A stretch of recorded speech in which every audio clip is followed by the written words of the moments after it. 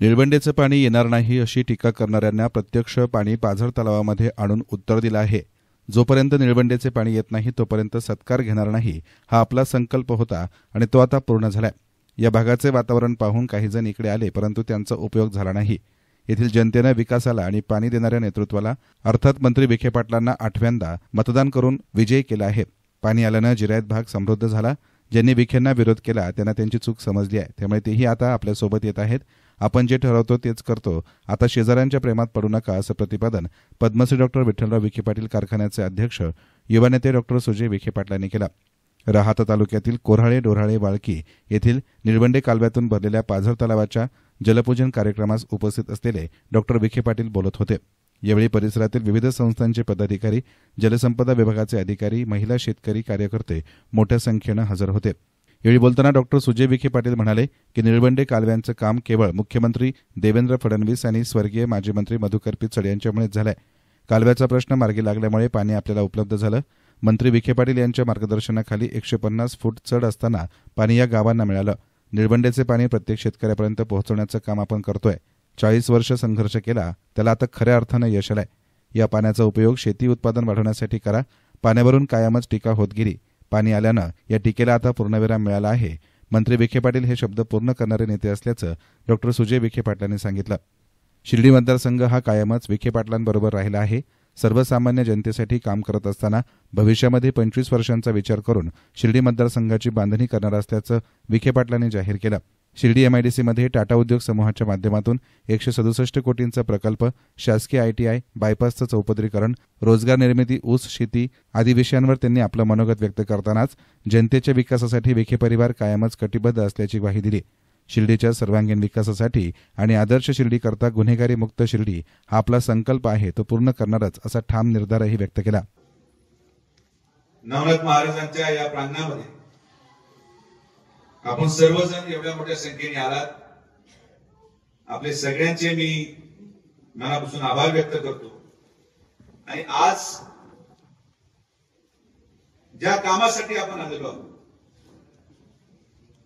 अनेक वर्ष अनेक काम आपण या गावासाठी केली. मी कधीही कुठल्याही कामाचं भूमिपूजन करायला आलो नाही, कुठल्याही कामाचं उद्घाटन करायला आलो नाही. मी फक्त त्याच कामाचं उद्घाटन करतो ज्या कामाला लोक म्हटले होते होणार नाही. रस्ते होतात, ट्रान्सफॉर्मर होतं, डीपी होते, आरोग्य केंद्र होतं, मुरुळ पडतो, पण डोराळ्यातल्या गावातील लोक हे म्हटले होते की इथं कधी निळवंड्याचं पाणी येणार नाही. मी भाषणातही उत्तर देऊ शकलो असतो, मी रागही व्यक्त केला असता, पण आज लांडगे वस्तीमध्ये, हेंडे वस्तीमध्ये, या सगळ्या परिसरामध्ये आलेलं पाणी त्या सर्व लोकांना उत्तर आहे ज्यांनी 40 वर्ष विखे पाटील परिवारावर आरोप केले की हे कधीही पाणी आणू शकणार नाही. आजचा तो दिवस हा या डोळ्याच्या इतिहासामध्ये लिहिला जाणारा दिवस आहे. हा दिवस येण्यासाठी ज्या लोकांनी 40 वर्ष प्रतीक्षा केली, आज हा त्यांच्या प्रतीक्षेचा परिणाम आहे की हा दिवस आपल्याला या गावासाठी आणता आला. हे एका दिवसाचा प्रवास नाही. हा प्रवास सुरू झाला कैलासवासी बाळासाहेब विखे पाटलांच्या आणि ग्रामस्थांच्या प्रयत्नातून की जिल्हा परिषदचं उपाध्यक्षपद भूषवताना 20-25 वर्षापूर्वी तळ्यांचं निर्माण या परिसरामध्ये करण्यात आलं. लोकांनी जमिनी दिल्या या विश्वासाने की कधीतरी पाणी आलं तर आम्हाला या जमिनीचा उपयोग होईल. त्या विश्वासाचा परिणाम आहे, त्या तळ्याचा परिणाम आहे की आज तळेच नसते तर मी भरून काय दिलं असतं. या काळात लोकांनी केलेल्या जमिनीचा त्याग आणि म्हणून आज त्या तळ्यामध्ये पाणी येण्याचा दिवस आपल्याला पाहायला मिळाला.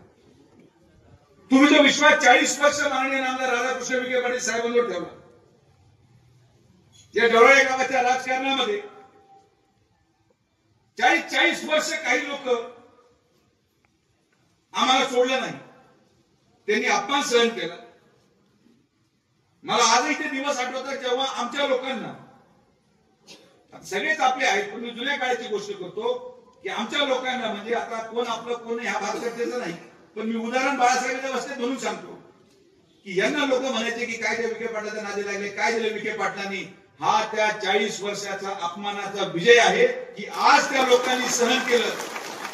त्या 40 वर्षामध्ये त्या लोकांनी विखे पाटील परिवाराला सोडलं नाही, डोक्यावर हंडे दिले,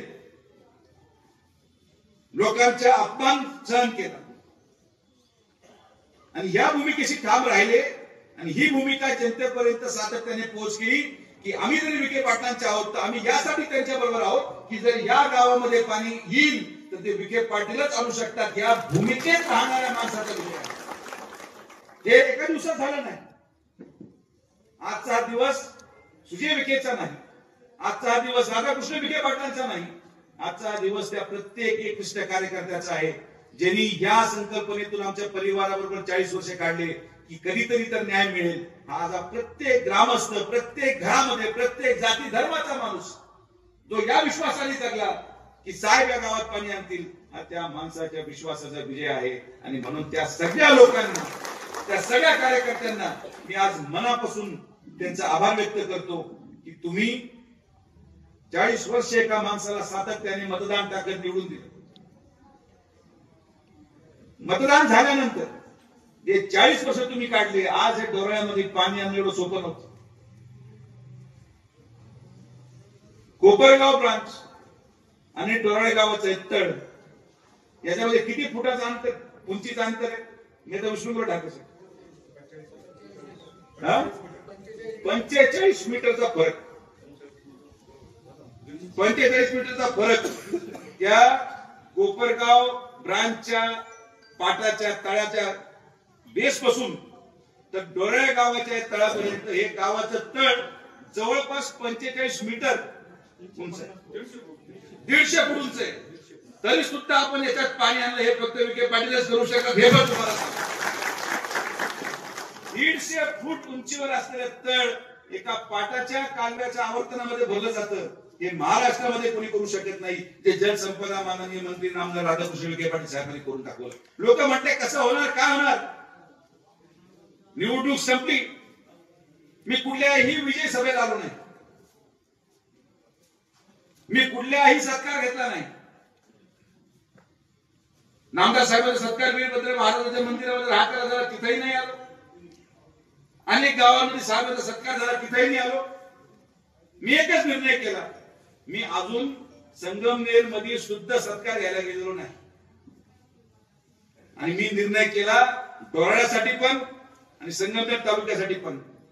जसं आज डोराळ्याला पाणी आल्यानंतर मी सत्कार घ्यायला आलो, तसंच संगमनेर तालुक्यामध्ये देखील भोजापूर चारीचं पाणी जेव्हा त्या भागातल्या पाणी लोकांना देईल आणि ते 2 महिन्याचा कालावधी द्या, फक्त 2 महिन्यामध्ये तिथं पाणी पोहोचत, सातपूरची उपसिंचन सिंचन योजना पण मंजूर करणार आणि संगमनेर तालुक्याच्या गावामध्ये पाणी दिल्याशिवाय सत्कार घ्यायला जाणार नाही. जी मान तुम्हाला माहिती आहे, मी जे बोललो ते झालं.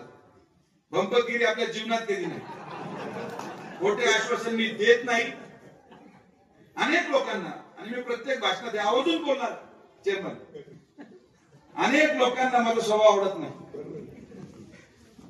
लोक म्हणतात हे कसं बोलतात, लोक म्हणतात किती ओढून बोलतात, लोक म्हणतात किती रागीट माणूस आहे, लोक म्हणतात कसा आहे असा आहे. मी तुम्हाला नवनाथ महाराजांना स्मरून सांगतो, सुजय विखे कसा जरी असला तरी पाणी तुम्हाला सुजय विखेच पिऊ शकतो. हे पण तितकंच आहे, कारण की वाईट झाल्याशिवाय चांगलं होत नाही. मी जर कठोर निर्णय घेतले नसते, अनेक लोकांनी या पाईपला अडवणुकीचा प्रयत्न केला, तुम्हाला माहिती म्हणून सांगतो. आमच्या शेतातून जाऊन द्यायचं नाही. एकदा झालं, दोनदा झालं,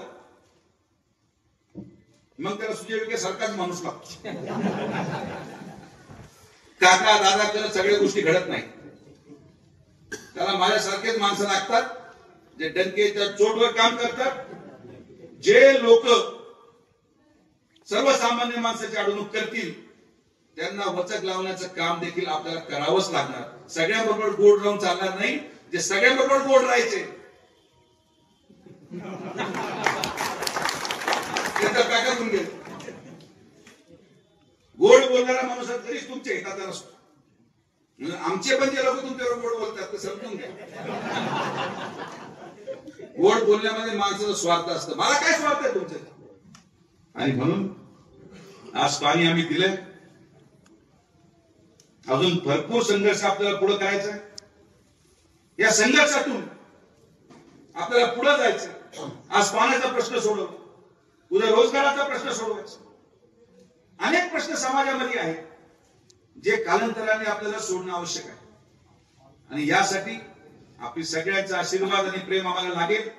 मी 15 जून म्हणजे माननीय आमदार राधाकृष्ण विखे पाटील साहेबांच्या वाढदिवसानिमित्त या निळवंडेच्या लाभ क्षेत्राचा प्रत्येक गाव जिथे निळवंडेचं पाणी आता पोहोचणार आहे आणि पोहोचलेलं आहे, या सगळ्या गावाच्या शेतकऱ्यांसाठी ऊसाच्या रोपाच्या दृष्टिकोनातून एक योजनेची घोषणा करणार, ज्याने की तुम्हाला ऊस लावता येईल.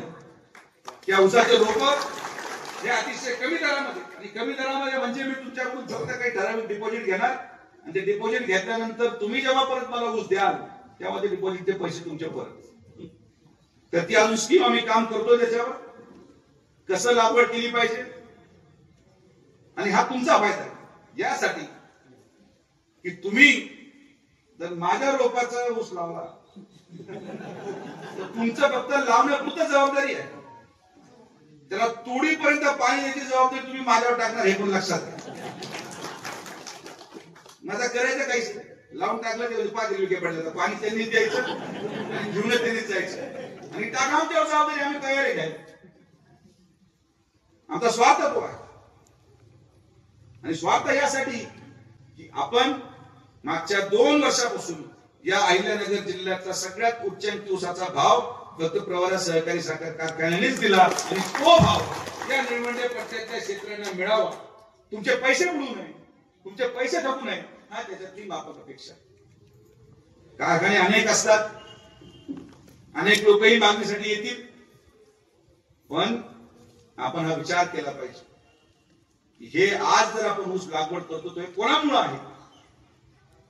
शेवटी राजकारणामध्ये वैचारिकता ज्या दिवशी संपेल त्या दिवशी मग काहीच चालणार नाही. आपण सगळे एक संघ आहोत. या तालुक्याचे, या मतदारसंघाचे प्रश्न सोडवण्यासाठी कटिबद्ध आहोत. गोदावरीचं देखील डाव्या कालव्याच्या रुंदीकरणासाठी आपण 300-350 कोटी रुपये, मला आठवत नाही, मंजूर केले. त्याचं काम सुरू झालं. आता गोदावरीचा काही भाग, धोरणाचा काही भाग गोदावरीच्या चाऱ्यावर देखील आहे. तर जसं आपण गोदावरी कालव्याचं रुंदीकरण आता घेतलं, तसंच पोट चाऱ्यांच्या दुरुस्तीसाठी देखील पुढच्या 3 महिन्यामध्ये 290 कोटी रुपयाची मंजुरी देऊन आपल्या सगळ्या चाऱ्यांना टाकल्या जाणार आहे. हे तुम्ही दिलेलं पद आहे. मी पहिल्या दिवशीच कामाला लागलो, शपथविधी झाली, लगेच माझं डोकं चालायला लागलं काय काय पटापटा घेता येईल. कारण की आपलं राजकारण उद्यापुरतं नाहीये, 40 वर्षापुरतं नाहीये. मला जे प्रश्न पुढच्या 25 वर्षामध्ये विचारले जातील त्याचं उत्तर मी जर आज शोधलं तर मग प्रश्नच येत नाही. लोक जेव्हा मतदानासाठी जातील 2029 ला, तेव्हा लोकांनी आम्हाला गावबंदी करून सांगितलं पाहिजे की तुम्ही अजिबात यायचं नाही, आता 90% मतदान पडल्यानंतरच गावात या. ही भूमिका जनतेने कामाच्या माध्यमातून स्वीकारली पाहिजे. बाकी आता कुणीतरी येणारच आहे. दर 5 वर्षाला नवा पिक्चर येतो, रिलीज होतो, पडतो, परत आपल्या घरी. मीडियासाठी कॅमेरा पर्सन साई सुराळे, शिर्डी.